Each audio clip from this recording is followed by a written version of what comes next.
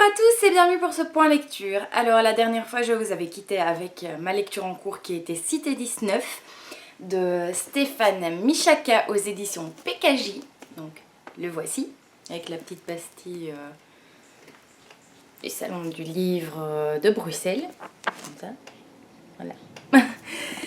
Alors c'est l'histoire de Faustine qui va aller à la morgue pour identifier son père.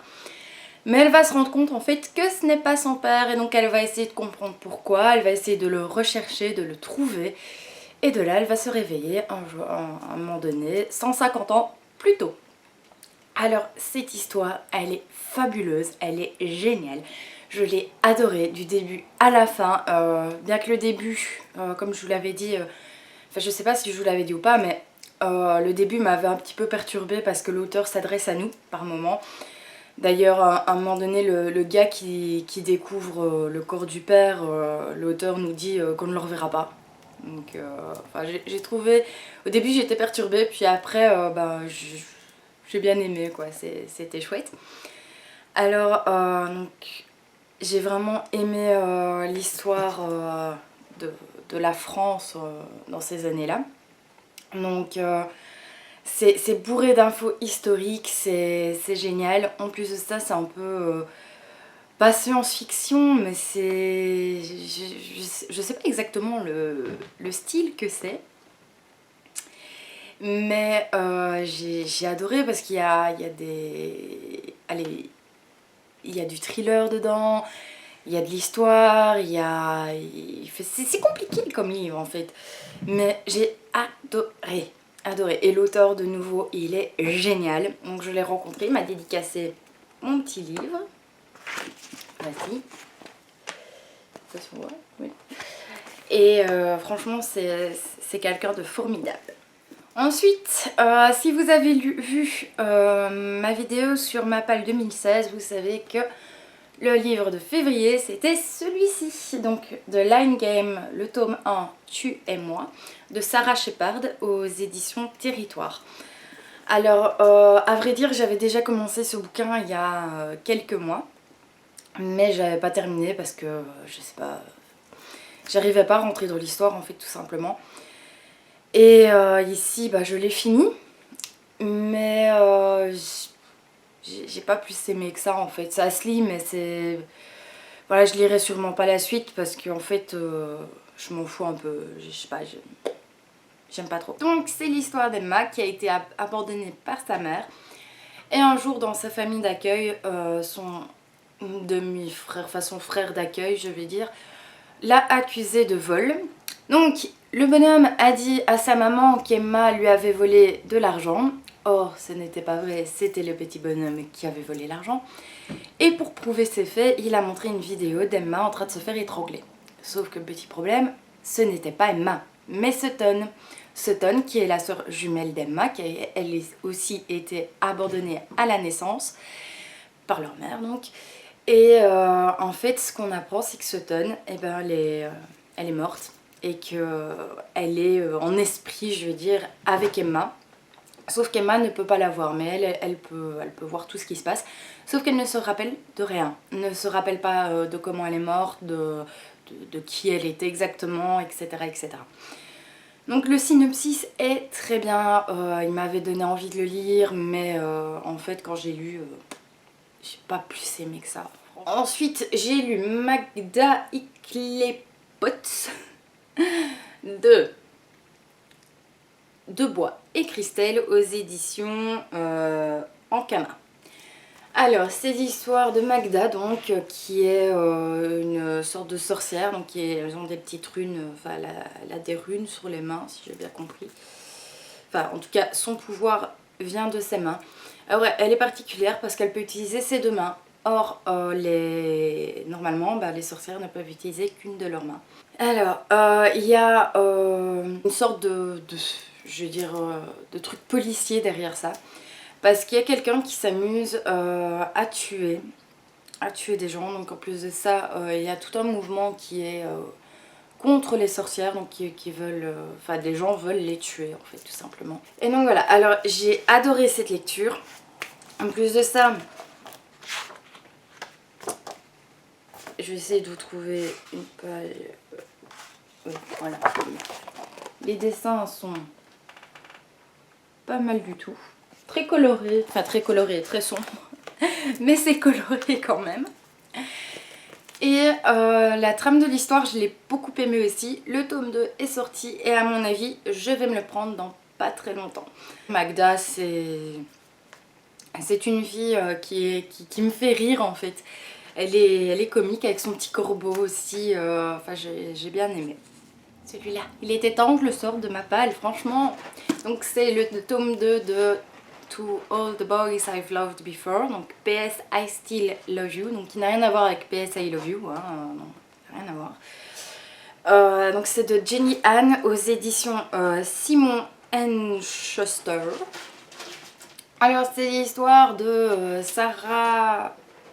Lara Jean qui en fait depuis qu'elle est toute petite écrit des lettres d'amour à aux garçons qu'elle a aimés, donc d'où le titre premier To All the Boys I've Loved Before. Et toutes ces petites lettres en fait, donc elle les a franchies, elle écrit l'adresse et tout des garçons, mais elle les met dans une boîte à chapeau.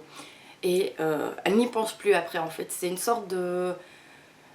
comment dire, donc elle écrit ses lettres et puis une fois que l'enveloppe est fermée, tout est fait pour être prêt à partir on va dire, elle se permet de oublier ces garçons, de ne plus ressentir quelque chose pour eux. Et donc elle les met dans sa boîte à chapeau, ne pensant jamais qu'un jour ces garçons recevront ces lettres. Sauf qu'évidemment quelqu'un lui a volé ces lettres, les a postées et s'ensuit tout un truc et c'est magnifique. J'ai adoré l'histoire, j'ai adoré ce tome 2 aussi, donc qui est la suite. Et j'ai vraiment adoré, ça a été une de mes premières lectures VO, donc pas celui-ci mais le premier tome. Et non, j'ai vraiment adoré. D'ailleurs je le conseille comme première lecture, c'est très facile, c'est contemporain, ça n'a pas des termes, je vais dire, fantastiques ou qu'on n'a pas l'habitude d'entendre à l'école ou quoi, non, c'est vraiment du tous les jours, je vais dire. Et l'histoire, elle est vraiment trop mignonne. Alors, c'est sorti en français aussi, donc à tous les garçons que j'ai aimés. Et le tome 2, je sais pas s'il est déjà sorti ou pas, je crois qu'il est déjà sorti. Mais non, j'ai adoré en plus. Il est bleu, avec la tranche blanche ici. Avec le titre comme ça. Je suis fan de la couverture de ceci. Alors le tome 1, à la place du bleu, c'est du rose. Alors moi, il m'en fallait pas plus parce que j'adore le rose. J'adore, je suis fan du rose. Ainsi que du mauve. Mais le rose, c'est... Voilà. C'est mon esprit girly en fait. Le tome 2, je ne dirai pas le résumé parce que sinon je vous spoil un peu le tome 1. Mais à un moment donné, c'est vrai que en fait on pourrait séparer le livre en deux.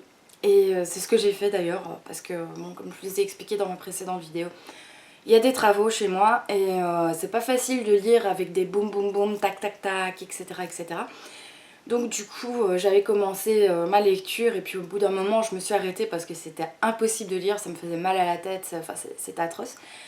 Et là où je me suis arrêtée en fait, ça aurait pu être la fin du tome 2 et puis après j'aurais pu commencer le tome 3 s'il y avait un tome 3. Et ça que j'ai bien aimé, c'est que je n'ai pas été traumatisée, je veux dire, dans ma coupure, parce que souvent ce qui se passe c'est quand je m'arrête de lire en plein milieu d'un livre, et bien après quand je reprends ma lecture j'ai beaucoup de mal et je dois retourner limite 2-3 chapitres avant parce que je me souviens plus ou alors je suis complètement perdue. Et ici pas du tout. Et j'ai vraiment aimé ces histoires là où on retrouve un peu le passé de Lara Jean. On reparle aussi des garçons, de sa sœur aussi, enfin de ses sœurs.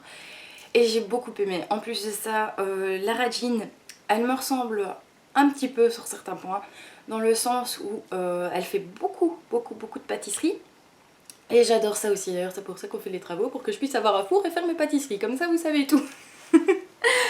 Et franchement j'ai adoré, en plus de ça elle est coréenne, donc On parle des masques coréens pour le visage, pour les cheveux, de la nourriture aussi. Et franchement, la nourriture coréenne, j'en suis fana. Littéralement fana. Si je pouvais vivre en mangeant que de la bouffe coréenne, je ne vivrais qu'en mangeant de la bouffe coréenne.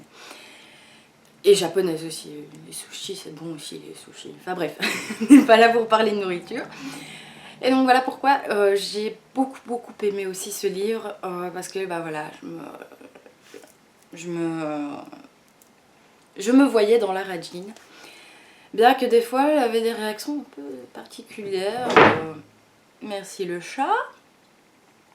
Ou enfin je sais pas. J'ai vraiment adoré cette lecture. Le tome 1 pareil, ils font partie de mes coups de cœur. Donc voilà. The Book of Ivy de Amy Engel, ou Engel, je sais pas comment ça se prononce, aux éditions Lumen. Alors, que dire de ce livre?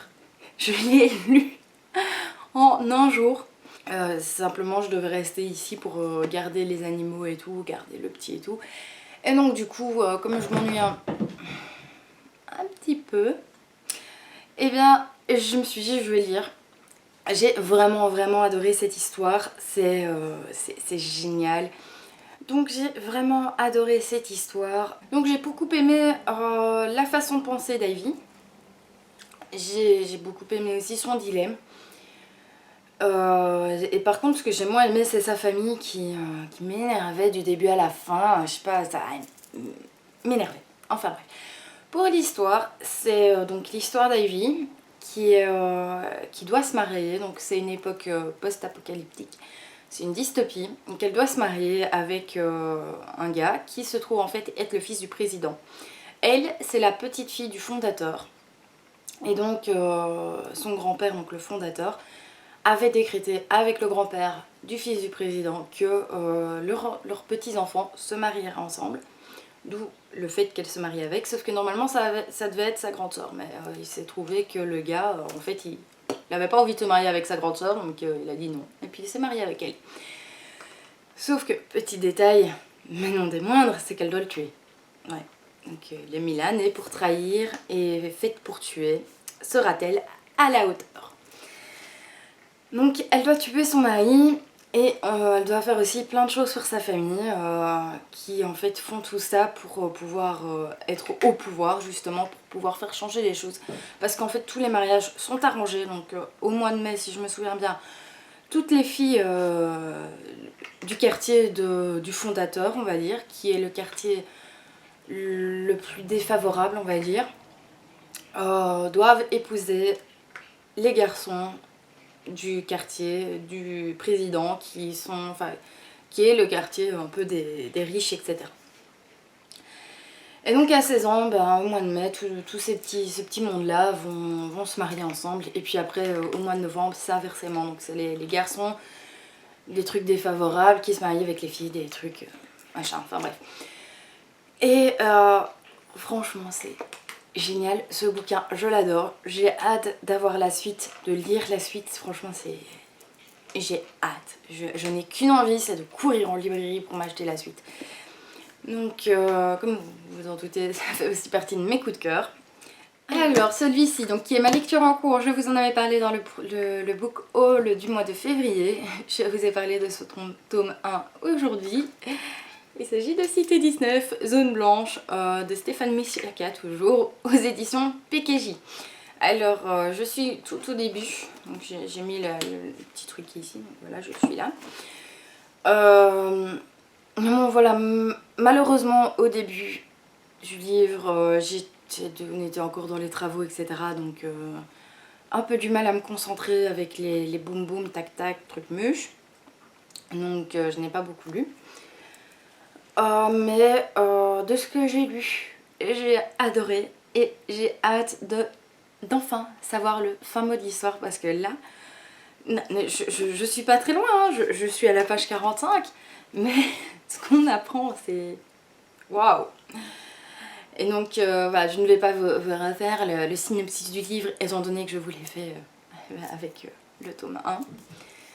Mais je sens que, enfin j'espère que ça va être aussi un coup de cœur. Même si Mon amie Sarah me dit qu'elle n'est pas à la hauteur du tome 1. Mais bon, on verra bien.